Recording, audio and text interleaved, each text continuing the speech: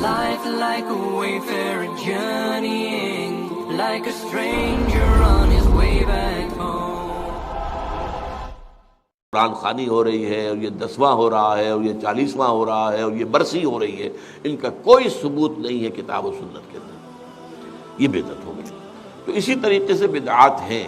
البتہ یہ ہے اب اسی طریقے سے ہمارے ہاں ایک نئی رسم چلی ہے، آپ یوم پیدائش منا رہے ہیں، سالگرہ کر رہے ہیں، یہ مغرب سے آئی ہوئی ہماری رسمیں ہیں، یہ کوئی صحابہ کرام سے حضور سے تو ثابت نہیں ہے۔ تو ان چیزوں کے اندر بچنا چاہیے ان سے۔ البتہ یہ ہے کہ ایک ہے کہ جو سائنس کی ڈیولپمنٹ سے ہے،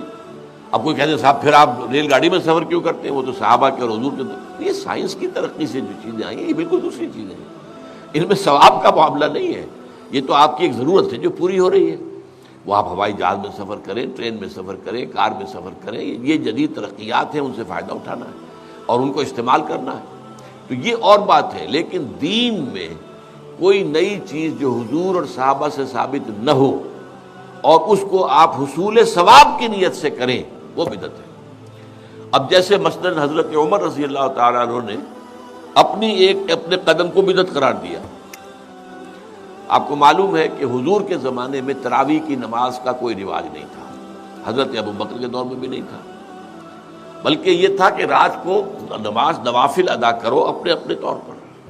قیام اللیل اپنے اپنے طور پر۔ تو اس حوالے سے تراویح کی نماز کا جو ہے باجماعت یہ حضرت عمر نے کیا رضی اللہ تعالیٰ عنہ۔ ایک دفعہ آپ آئے اپنے دور خلافت میں، مسجد نبوی میں دیکھا کچھ لوگ ادھر کھڑے ہیں، کچھ ادھر کھڑے ہیں، کچھ ادھر کھڑے ہیں، کچھ ادھر کھڑے ہیں، اب ایک ایک جو حافظ ملا ہوا اس کے پیچھے قرآن سن رہے ہیں، پڑھ رہے ہیں۔ تو آپ نے کہا کیا یہ اچھا ہو ان سب کو ایک امام کے پیچھے جمع کر دیا جائے؟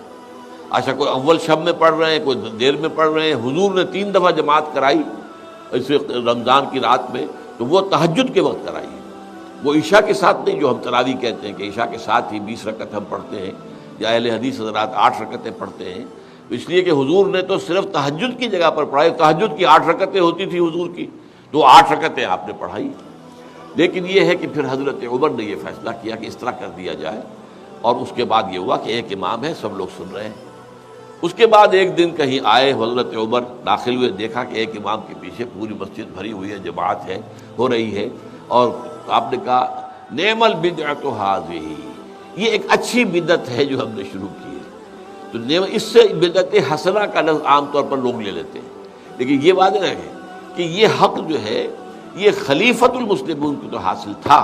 یہ نہیں ہے کہ ہر شخص اس طرح کی نئی بدعت ایجاد کر لے اور کہے یہ بھی اچھی بدعت ہے، بدعت حسنہ ہے۔ اگر ہم اذان سے پہلے یہ پڑھ دیتے ہیں، درود پڑھ دیتے ہیں، تو کیا برائی ہے اس میں؟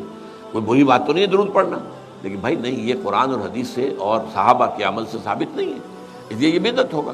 اس لیے جو چیز جو ہے اس طرح کی، لیکن حضرت عمر رضی اللہ تعالیٰ عنہ یا کسی اور خلیفہ راشد کا کوئی فیصلہ ہو اور وہ گویا کہ پرانے طریقے میں کسی چیز کا اضافہ ہو رہا ہو، تو وہ ایک علیحدہ بات ہے۔ لیکن ان کے بعد کیونکہ اس میں یہ ما انا علیہ و اصحابی، تو اصحاب حضرت عمر اصحاب میں سے ہیں، اور اصحاب ہی نہیں بلکہ آپ جو ہیں خلفائے اربعہ میں سے ہیں، خلیفہ ثانی ہیں، تو اس پہلو سے ان کی بات علیحدہ ہوگی، لیکن کسی اور کو اپنے کسی کام کی شروع کرنے کو بدعت حسنہ قرار دینا یہ درست نہیں ہے۔ اچھا جی، بہت شکریہ، جزاکم اللہ۔ سبحانک اللہم و بحمدک، نشہد ان لا الہ الا انت، نستغفرک و نتوب الیک۔